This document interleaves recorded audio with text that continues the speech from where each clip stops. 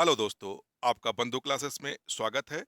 तो आज हम लोग देखेंगे Uttar Pradesh police second shift के जो जीएस वाले खंड हैं उसका सॉल्व पेपर देखेंगे और सबसे सटीक होगा। इस पे 100% आप लोग हम बिलीव कर सकते हैं। तो आइए शुरू करते हैं। निम्नलिखित में से किस दिन को भारत में संविधान दिवस के रूप में मनाया जाता है? तो ये सभी को पता होगा, 26 नवंबर को। यानी 26 नवंबर को हम लोग मनाते हैं संविधान दिवस। अगला प्रश्न देखते हैं, निम्नलिखित में से किसमें लैक्टिक एसिड होता है? तो जो लैक्टिक एसिड होता है वो किस में पाया जाता है? दही में पाया जाता है। किसमें होता है? दही, क्योंकि सिरका में एसिटिलिक होता है, इमली में टार्टरिक होता है और पालक में कुछ दूसरे होते हैं, लेकिन क्या होता है, हमारा राइट आंसर क्या बनेगा? दही होगा। आइए अगला प्रश्न देखते हैं। गोदान निम्नलिखित में से किसके प्रसिद्ध लेख द्वारा लिखा गया उपन्यास है? तो गोदान किसके द्वारा लिखा गया है? मुंशी प्रेमचंद के द्वारा। आपका राइट आंसर बन जाएगा डी वाला। अगला प्रश्न देखते हैं, निम्नलिखित में से कौन सा भारत का सर्वोच्च नागरिक पुरस्कार है? तो भारत का जो सर्वोच्च नागरिक पुरस्कार है कौन सा है? भारत रत्न। यानी भारत का जो सर्वोच्च नागरिक पुरस्कार है कौन सा दिया जाता है? भारत रत्न दिया जाता है। आइए अगला प्रश्न देखते हैं। अगला प्रश्न है, राष्ट्रीय मानव अधिकार आयोग का मुख्यालय निम्नलिखित में से कहां स्थित है? तो आपका कहां ये आयोग मिल जाएगा? नई दिल्ली में। नेक्स्ट क्वेश्चन देखते हैं, साइबर क्राइम की शिकायत दर्ज कराने के लिए हेल्पलाइन नंबर क्या है? तो साइबर क्राइम के लिए अभी हाल ही में इसे लॉन्च किया गया था, 1930, यानी 1930 पर आप कॉल कर कर साइबर क्राइम जो हुए थे उस पर शिकायत दर्ज कर सकते हैं। गुड्डी पाड़वा निम्नलिखित में से किस बसंत समय त्योहार मनाया जाता है? तो ये गुड्डी पाड़वा जो है या कहाँ का मनाया जाने वाला त्योहार है, काफी फेमस त्योहार है दोस्तों, इसमें थोड़ा सा कंफ्यूजन है, इसे हम बाद में देखकर बताएंगे। आइए अगला प्रश्न देखते हैं, 10 की जनगणना कराने की जिम्मेदारी निम्नलिखित में से किस मंत्रालय के पास होती है? तो जो 10 की जनगणना कराई जाती है वह किस मंत्रालय के द्वारा कराई जाती है? सूचना और प्रसारण मंत्रालय। नेक्स्ट क्वेश्चन देखते हैं। आइए अगला प्रश्न देखते हैं, G20 का पूर्ण रूप है? तो G20 का कौन सा पूर्ण रूप है? Group of 20। आपका आंसर हो जाएगा बी वाला।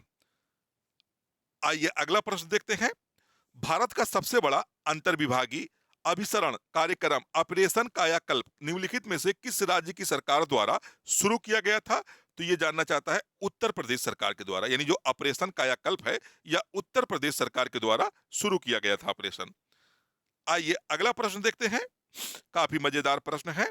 उत्तर प्रदेश पुलिस की टैगलाइन है? तो उत्तर प्रदेश की पुलिस की जो टैगलाइन है, सुरक्षा आपकी संकल्प हमारा। आपका उत्तर हो जाएगा ए वाला। आइए अगला प्रश्न देखते हैं।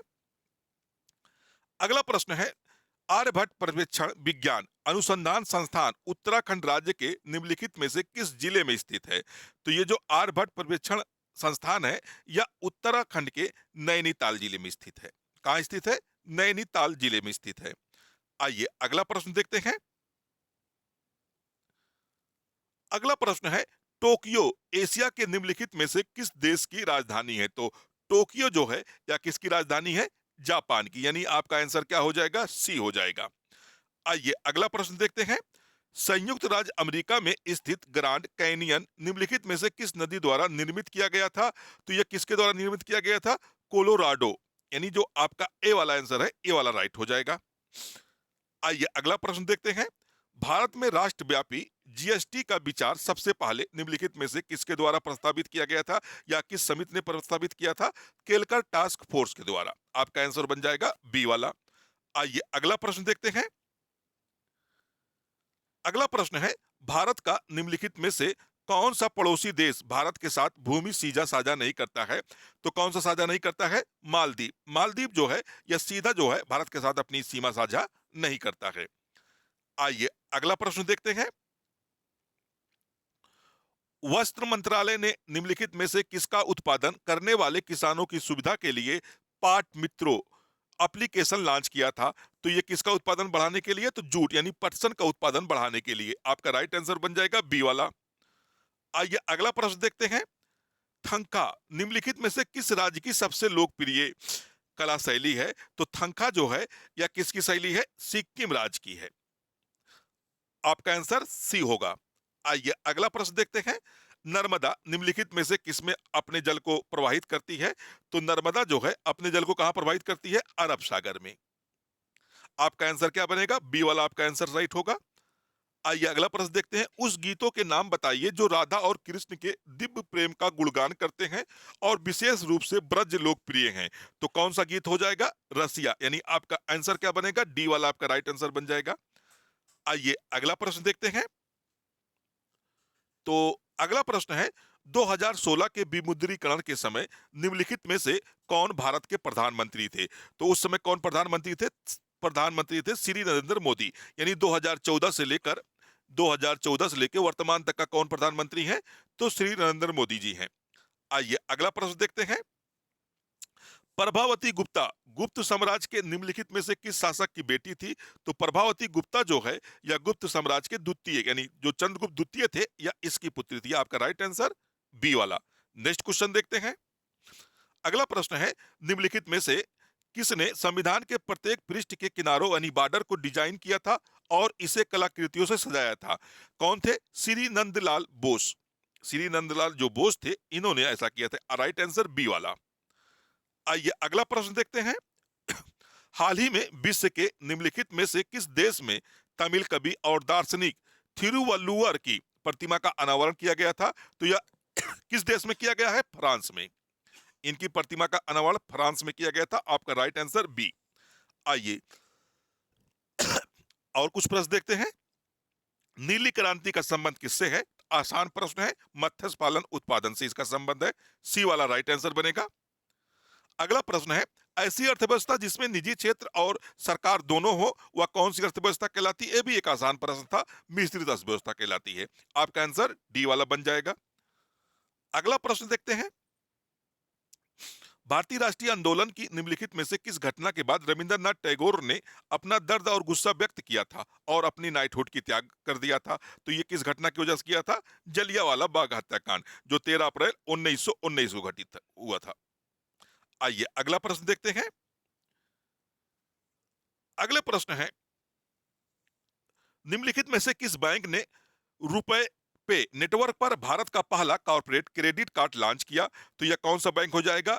Inside bank. इनसाइड बैंक यानी आपका आंसर क्या बन जाएगा? डी वाला बन जाएगा आंसर आपका।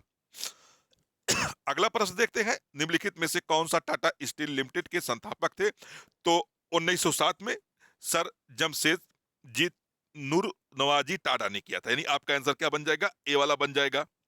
आइए अगला प्रश्न देखते हैं। निम्नलिखित में से किस एप्लीकेशन का उद्देश्य नागरिक के डिजिटल दस्तावेज वॉलेट में प्रमाणिक डिजिटल दस्तावेजों तक पहुंच प्रदान करके नागरिकों का डिजिटल सशक्तिकरण करना था? तो यह कौन सा डिजिटल ऐप है? Digi locker. डिजी जो लॉकर है यानी आपका आंसर ए वाला हो जाएगा। आइए अगला प्रश्न देख लेते हैं। हाल ही में उत्तर प्रदेश के निम्नलिखित में से किस जिले में प्रथम पूर्ण बालिका सैनिक स्कूल का उद्घाटन किया गया था? तो वृंदावन यानी मथुरा में किया गया था। आंसर बी वाला हो जाएगा। आइए अगला प्रश्न देखते हैं। उत्तर प्रदेश की स्वतंत्रता के बाद उत्तर प्रदेश राज्य के पहले मुख्यमंत्री निम्नलिखित कौन थे? तो श्री गोविंद वल्लभ पंत। यानी आपका राइट आंसर बी वाला हो जाएगा। गोविंद वल्लभ पंत थे उत्तर प्रदेश के पहले मुख्यमंत्री।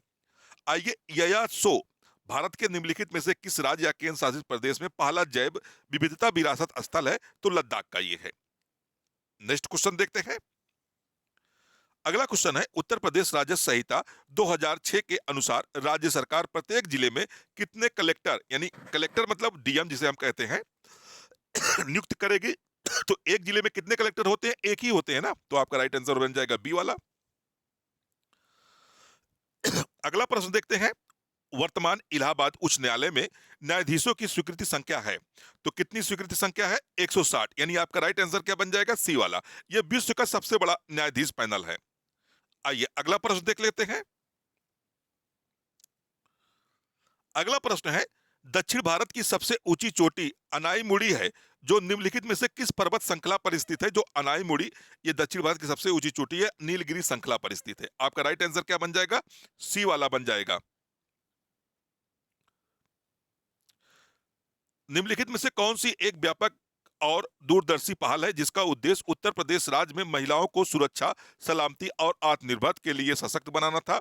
तो कौन सा उद्देश्य था? मिशन शक्ति। आपका आंसर बन जाएगा बी वाला। अगला प्रश्न देख लेते हैं।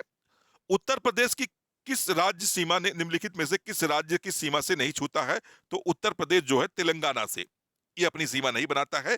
तो दोस्तों इस तरह से उत्तर प्रदेश पुलिस में जो सेकंड शिफ्ट के जीएस वाले प्रश्न आए थे उसको हम लोगों ने देखा। नेक्स्ट कुछ देखते हैं, अगले प्रश्न देखते हैं। कुछ डाउट दोस्तों, कुछ दोस्त बता रहे हैं कि आइए देखते हैं, एक क्वेश्चन में कुछ डाउट बता रहे हैं, तो देखते हैं उसको क्या है। ठीक है दोस्तों, फिर मिलते हैं नेक्स्ट वाले पे। धन्यवाद, थैंक यू दोस्तों।